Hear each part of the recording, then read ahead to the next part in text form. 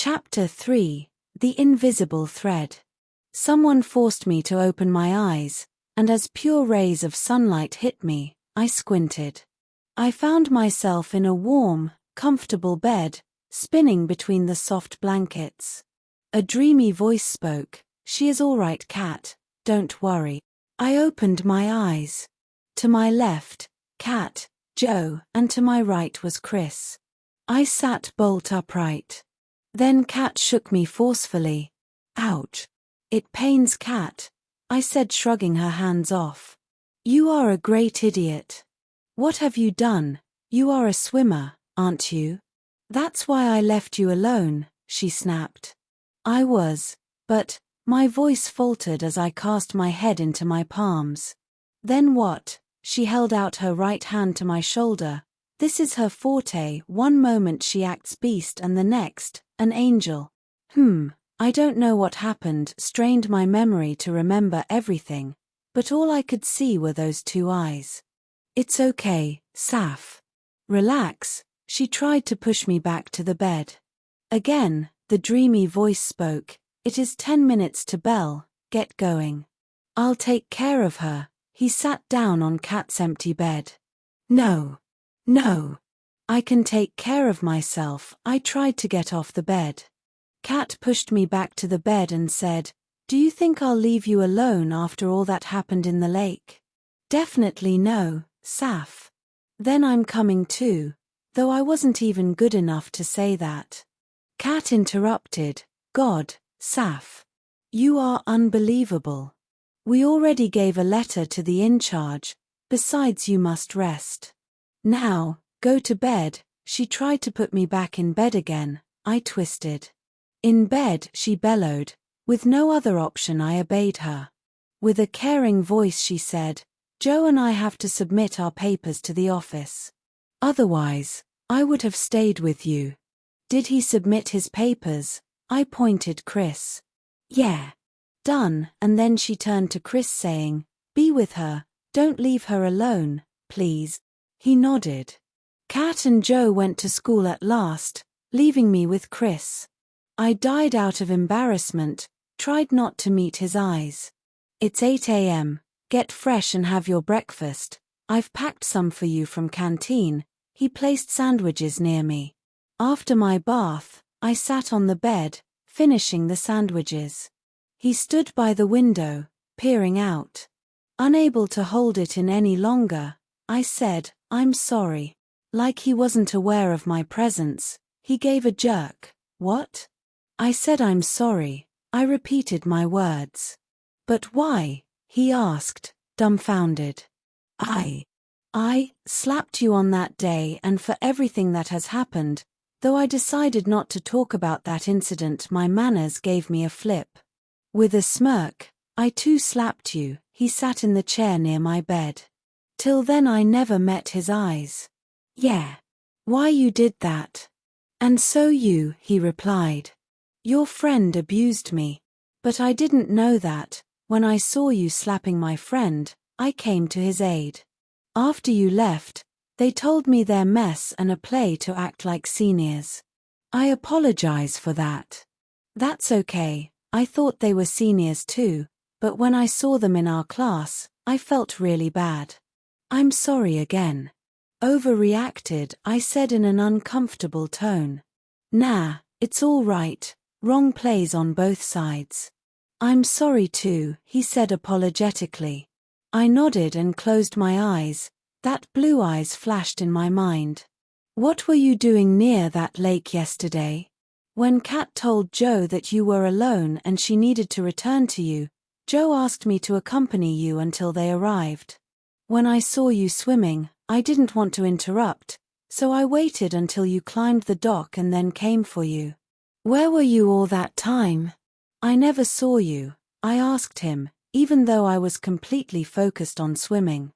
"Ah, yes. I was in the woods, among the trees," he said. "At the very least, you should have made me aware of your presence," I said, imagining the scene of him being there, watching me from distance. The thought alone made me sick, especially since I wasn't fully dressed. "Yeah, my bad. But what about those words you spoke to me? He asked nervously. I didn't speak to you, did I? Perfectly remembering those lost control of my tongue moment.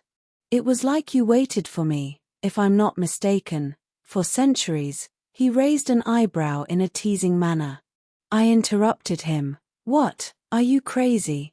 I never spoke to you, get it? Now I need some rest, my head is splitting up. I went deep into the blankets, remembering everything that has happened and every word I spoke last night, yet I refused to let him see me as someone fragile or weak. When I opened my eyes, it was 4 o'clock. I had slept the entire day. I looked around for Kris, but there was no sign of him in the room. Thank God, I muttered under my breath. As I stepped out of bed, something large hit my legs, throwing me off balance. I stumbled and landed straight onto Kristen, who, to my surprise, had been sleeping on the floor. The moment I landed on him, his eyes cracked open. Oh no. They met mine again. In a very classic tone he said, I love you, the moment his eyes met mine. Before I could even think, the words slipped from my lips in a husky voice, I love you too. He pulled me even closer, leaving only a few inches between our lips. Suddenly, the door banged open, Kat walked in. We scrambled apart in a second, quickly standing up. Kat froze in the doorway, staring at us with wide eyes, and we stood like statues, caught in the moment. After what felt like an eternity, she regained her composure and said, Joe is waiting for you in the lobby, and the warden is on the 3rd floor. She flashed a knowing smile at him and glanced at me with disbelief. I didn't know what to say. Instead, I gave her a faint smile as my gaze dropped to the floor. But before I could process it, she rushed to me and wrapped me in a tight hug. Meanwhile, Kristen left the room as soon as possible, and if we get caught inside the girls' dorm with a guy, there is a huge penalty for all of us. Safi, I'm glad, she smiled incredibly. It was an accident. Trust me, I tried to explain her. What, an accident? No, Saf, I don't think so. I'm really happy for you. She held me together. I slipped and fell over him. That was it, nothing more. I sat on the bed. She knelt before me and said, I saw it in your eyes, you feel something for him. I can tell when your eyes aren't lying. There's nothing wrong with this. I felt the same way about Joe, she blushed. There is something, but not like you and Joe. I feel weak when I was with him and speak things which I intend not to, I replied. You're starting to feel it for him. I hope this is what love is supposed to feel like, she said, standing up. Love would make a person so weak, the most painful thing in this world that changes the person from top to bottom, rich to poor, intelligent to coward, peace to noise and colorful life to a black and white. But this is total weakness, as if we are puppet, dancing based on puppet master's move. Like a magnet, the force is so strong which wouldn't let you think. Oh, come on, Kat, I fear what she said. No, you understand this, in a due course you'll know. I didn't know why she wanted me to fall in love. When I opened my mouth to speak, she said, leave it, don't argue. I'm going to bed, good night. Good night. I dropped to the bed. She turned off the lights. I was glad that I never mentioned the talking part. Taking a deep breath, I closed my eyes. His face filled my entire vision. I couldn't sleep. Many questions erupted in my mind. What was happening between us? He, too, had lost control, just like me. He didn't know me, and I didn't know him either. What is it? A voice in my head said, love. The next day went smoothly. Joe and Kat as usual, discussed something the whole day. I made friends with Kris and his senior friends, which I used to call them. They were funnier than I thought, though I still kept a distance from Kris, especially. I also apologized to Dan for slapping him. Finally, We all planned to have dinner together. The bell rang. I stood up and was about to call Kate when she said, "Saf, if you don't mind, Joe asked me to go with him, so." I nodded understandingly. She winked at me. "Bye, Saf. See you later." I gathered the books from the table and hurried out of the classroom. When I was about to leave, someone called my name. I turned around, but with most students rushing toward their lockers, I couldn't figure out who it was. "Where is your friend?" Dan asked me, emerging out of a small group. Kris joined as soon as Dan came to me. "As usual, with Joe," I said as we walked together, Dan, Kris, and me. "Did she tell other day that we have to do maths assignment?" "He gave us loads to do," Kris said. "He didn't give integrals, did he?" I worried so much of taking leave on the second day of my wonderful days. "Sadly, yes, but what's causing you trouble?" he asked, searching my face. "I'm bad in math," I squeezed my lips. "Habit." Kris was staring at my curled lips, but I quickly turned away. I couldn't lose control, so I focused on walking. We headed toward our dorm, and along the way, Dan parted from us when Irvin called him. We walked in silence until we reached the point where our dorms separated. We both stopped to say goodbye, but he didn't. Instead, he asked, "What did you say yesterday?" I didn't want to revisit that topic, so I remained distant. But he asked again, "Why you have replied like that, Saf?" "I don't know," I said in a muddled tone and turned to walk. But he held my hands. It was like I had been electrocuted. My body trembled, causing me to stop in my tracks. "Please, Saf, answer me," he pleaded. I didn't like him pleading to me. I grimaced and said, "Really, Kris, I don't know." "Is it true then?" he smirked. "Which one?" I questioned him with innocent face, even though I knew what he was talking about. "That you love me." He released the clutch and moving towards me. At the same moment I stepped back. "I don't know," my voice shivered. He wrapped me within him and said, "I love you." With order, I replied, "Love you too." He loosened me and said, "Now, is it true then?" "Love you so much." I smiled at him. "God, you are complex," he said unbelievably. I raised my hand and stopped him. One can never truly understand a girl's heart. To this day, I still don't understand why I behaved the way I did. I accepted him without taking the time to think whether it was love or something else.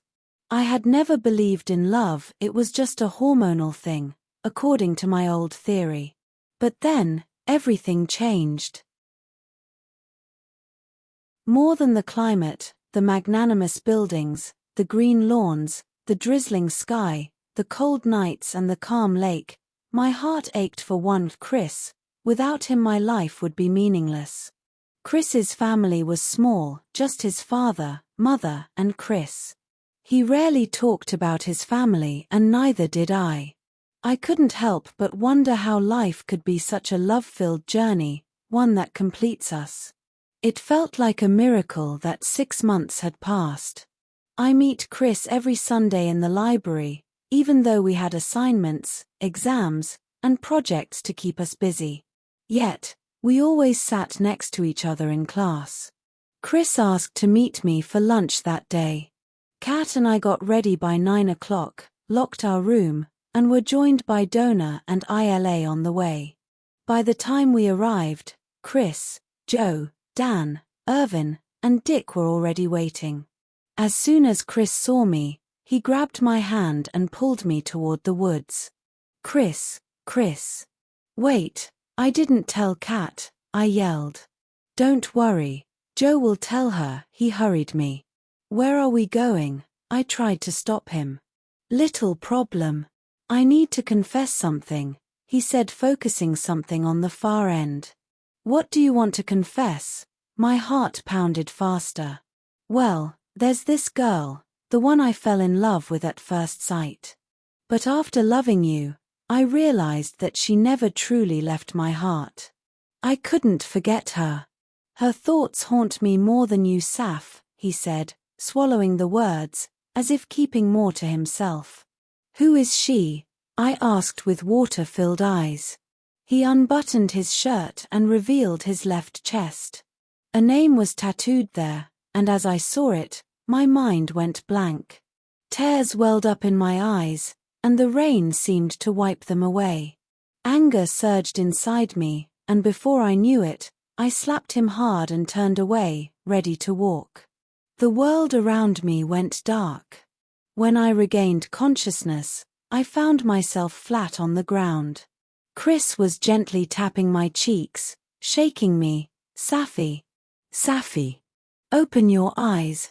I sat up slowly. He asked, how do you feel? I didn't answer. He grabbed my shoulder, but I shoved his hand away. How do you feel, Saf? He asked again. Very happy. I strained a grin. What? He was shocked. Yes, Mr. Kristen. I'm happy that you are at last. You have said something true from your heart. I stood up and walked ahead. Safi. Safi. Wait, he held my hands. Don't touch me. You are disgusting. I walked more away from him. Safi, I love you, but I love that girl more, he said. I stopped right there hearing his words and gave him a slap again. Ouch, he cried out. You deserve that. I pointed my forefinger at him. He stood shirtless in front of me. My eyes x-rayed his body and stopped at the sight of the name. I read that name clearly now. Oh God. What have you done? I jumped towards him and saw the name closer. In a beautiful writing, there laid Safrine. You tattooed my name. Yes, whom do you think I'll go with? He said to me in a painful voice. I'm so sorry. Please, don't pick that tone. I would rather die than to hear your painful voice, I cried. Don't say that. I loved the one who slapped me before 6 months and the one before 6 minutes. I just desired to see that ferocious girl whom I fell in love at first sight, he smiled. Oh, I'm so sorry. You should have told me. I didn't see it clearly before. I felt ashamed. My eyes never left his. He said, it's paining, sweetheart, in a hurtful tone. I disliked myself more than anything in the world. I caressed his cheeks. He clutched my hands and placed in his chest, saying, here. Water dropped from my eyes and I smoothed his chest. He wiped my tears away and said, my girl mustn't cry, do you understand? I nodded and hugged him tightly, kissing his chest. Why? Because I need to give you the most beautiful gift in this world. But nothing has your beauty except Safrine, Safi. Safrine is a brave and bold, on the other hand Safi is sweet and lovely. Did you like my gift? I nodded and hugged him even tighter and closed my eyes. After an hour or so, his watch ticked 12, he crushed me saying, happy birthday, Safrine. Without my knowledge I corrected him, Safi. He roared with laughter and said, happy birthday, Safi, holding me back. I bared all my teeth, pushed him to the ground, and dropped on top of him. We breathed heavily, and he pulled me closer, with only a thin thread of space between our lips. I leaned in. Suddenly, a flash of light interrupted us. Ms. Rose emerged from the woods. We stood up, hands still entwined, my fingers laced with his. She froze, shocked to see us in our wet clothes. The rain droplets slowly blurred my vision. Like, share, subscribe and click that bell icon for more.